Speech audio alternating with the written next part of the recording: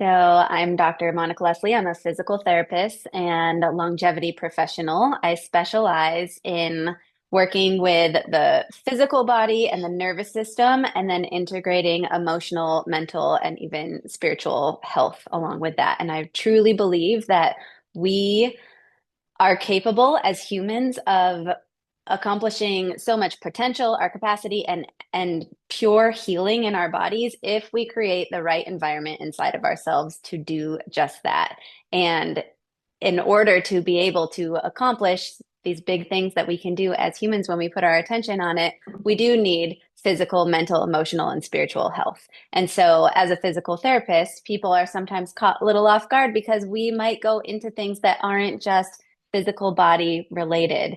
And I've noticed in the entirety of my career, when I started to bring in those other factors, the results skyrocketed. And the duration and the carryover and the longevity of those results really became exceptional compared to when I was just doing the normal PT stuff early in my career. I know that prior to Patagonia last year, we talked and you were like doing all this preparation. So give us some practical tips as to like you were preparing, even weeks beforehand, not necessarily in a strength training way, because you're more than strong enough to be able to do it cold, I'm sure, but in other ways, like there was something about the juice that you were drinking, various things. I Yes, remember this. I actually forgot about that. I'm glad you mentioned that. So, one awesome piece of advice that I have for people that are hiking in altitude. So, if you're going pretty high, and especially coming from California, where we're basically at sea level, and depending on where you are in California, I did some research, and beet juice increases nitric oxide production in your body. So, I started drinking this beet juice that also had zinc in it maybe 10 days before I left. Um, it tasted really good. I can share the brand that I found that I did some research on to find something that would not just taste like dirt. And it was delicious. And then I also knew that I might not have access to be able to fill a water bottle with the powder for the beet juice once it got closer to the time of actually hiking. So I also found these chews that were basically dehydrated beet powder in a chew form. And what it does is it helps your body increase the production of nitric oxide, which vasodilates and allows your endurance to stay high while you are hiking at altitude. And it helps to prevent altitude sickness.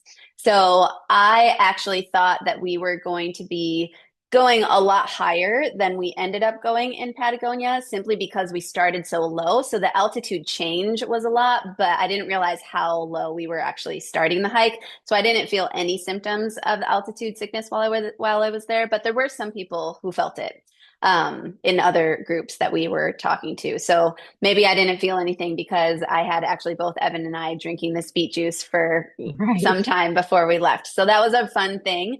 The other piece of advice that I can give for altitude, if you're going significantly high in a short period of time on a particular day, if you take one Tylenol in the morning, it will also help to thin your blood a little bit.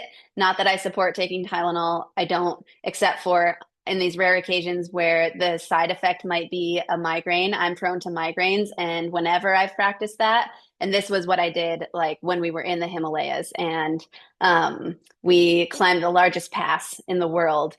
And so we went up the morning that we got to where we were sleeping that night. We went up to the highest point we had time to go to, kind of hung out there for a little while, had some lunch, came back down to sleep, and then hiked it the next day to go over this very, very high pass.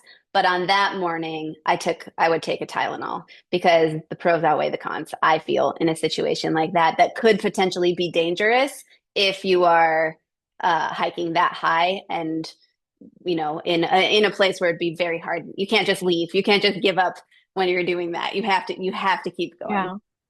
Yeah. So that was the altitude prep, is the beet juice. I also, back in the days of the Himalayas, when I did that adventure, I didn't know about the beet juice, nor did I have access to it because we were in Nepal for weeks ahead of time. Um, and then, so do you want to know more about other things that I prepped for Patagonia? Yes, I do. We do. I did a lot of research on water because we hiked from one place to the next to the next to the next. And so we were kind of doing this pseudo loop, although we had to take a boat back to get to where we started. So it was almost a loop. And in the research that I did, people kept saying that you could drink the water from the streams, but in my education, hiking for a very long time, that never feels safe to me because you just don't know what animal is just right upstream from you. And there were plenty of people drinking from the streams there, and as far as I know, they were fine, but I did a lot of prep ahead of time to make sure that I didn't have to drink from the streams without filtering the water a little bit. So I had two systems. We had a Grail. Gryal is like a cup that has its own filter built in, and you push it down. Uses your manual force pressure. It takes less than a minute to push down. You get 16 ounces of water, and it's filtered from basically anything that is in the water. So you can even use that if you go to Mexico. You could drink the tap water in Mexico if you filter it through a Grail. So that's a little bit expensive. I think they're like $80. But to just to have that on hand in life and just throw it in your pack in case you are in a situation where you literally need to drink from a lake or something like that, very helpful to have in an emergency situation. The other thing that I had was a water bladder that used, so you filled the bladder and then you um, uh, put this filter on the top, and then it would filter the water through there. And I can get you the brand that I used for that. But the water bladder situation was awesome, and that was really easy. And that didn't quite filter the 99.9%, but it would get rid of any bacteria or virus that was in the water. So I did a lot of research to prep for that part, especially because I was the most experienced person that was doing this Patagonia trip. And then the other unique thing about hiking in Patagonia is that, let's see, we did it in November into December. You can get every single season in a day. And so the layering system is crucial because on your back, you need to have enough stuff for if there is a whiteout blizzard, and it's freezing or it's raining and it's windy, the wind gusts can get dangerously high. And then it can also be, which we experienced, 85 degrees and totally sunny. And you're actually trying to cover yourself because the sun is so hot and the sun is so strong there. And so you need a layer system that also doesn't weigh 30 pounds of clothes on your back too. So I had light a light underlayer of leggings. I brought two pairs of hiking pants that would be an overlayer or not wear the leggings underneath them. And then rain shell pants. So I had three layers available on bottom. The hiking pants that I use also can roll up, and they can be very lightweight if you don't have the leggings on underneath. And then top would be the 5 layer system of a tank top, a base layer, a fleece layer, a zip up kind of jacket, extra fleece, and then a rain jacket shell as well. So that was my 5 layer system on the top, and then a hat and gloves, and a snow hat and a regular hat, for either extreme, right? And Yeah. it was very interesting to learn that the week before we hiked, 7 people died on the trail very close to where we were hiking because the weather got so bad. And it was a bit of a wake up call, like this stuff does happen and you have to be prepared. So the other thing that I have a rule for hiking. I always have an emergency bivy in my pack just in case you get stuck and it's a whiteout condition and you can't see the trail and you don't know where you're going. You zip yourself up into this emergency bivy and you wait for the weather to pass, because oftentimes the weather can get very extreme, but when it is extreme, it will pass because extreme weather tends to not last for a super long period of time. Um, so that was my system. Also, I brought liner socks and wool socks for my hiking boots. And I'm trying to think if there was anything else important. But I will I will say that the one thing that I noticed in Patagonia is that there were people that you could tell that they were prepared, and there were people that were absolutely not prepared. And because we were blessed with pretty good weather, I would say 70% of the time we had pretty great weather.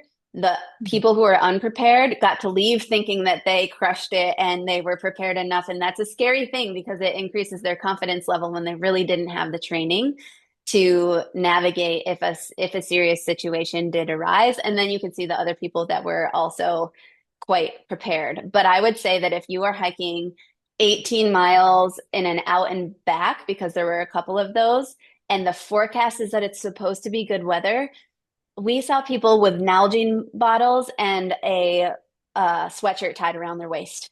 And that was it. They didn't have a pack. They didn't have any emergency. Oh They didn't my have any gosh. food. Yeah. And of course, they can hike faster that way. So it lightens the load. And so they can cruise it a bit Yeah. faster. But if anything would have happened on those days, those people would have been in trouble. And no hiking poles are also a great thing to use because you never know if you're going to get that little tweak in your knee. And if you're going Hmm. downhill, those hiking poles can take the pressure off of your knee, off of your ankle, and can be a absolute lifesaver, which they Oh were yeah. for one of the people in our groups. They literally were a lifesaver. Yeah. We are big advocates of it. And recently, I personally recently took someone out who left their hiking poles in the car because they were like, I'm going to be able to climb this, no problem. I've done it before. And they were testing out whether or not their Achilles um, could handle it after like a calf injury. And they weren't sure if at that time whether it was the calf or the Achilles. But in any case, long story short, when we came to the top, it totally busted. And I was like, you need to hike with poles. So here are my poles. Gave him both of them. And then he flew down the hill and I was like, going sidestepping down this very, very loose terrain of a hill because I was like, well, I'm fit. I've got no injuries. I'm definitely giving him my poles. But it drove me crazy because I was like, it's not really an option. You need to bring them. You need to bring them. So, cool. Thank Yeah. you so much for that. Did you have any last thoughts on that?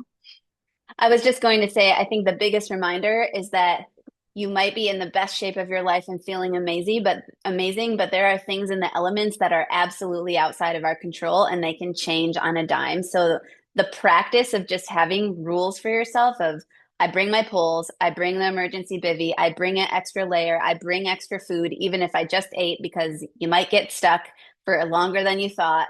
Just having those rules that you follow every single time you hike will mean that things can change and it can still be fun because at the end of the day you're just doing this because it is fun and it feels good, and so you want to do everything possible to allow that to be your experience regardless of what happens that's outside of your control.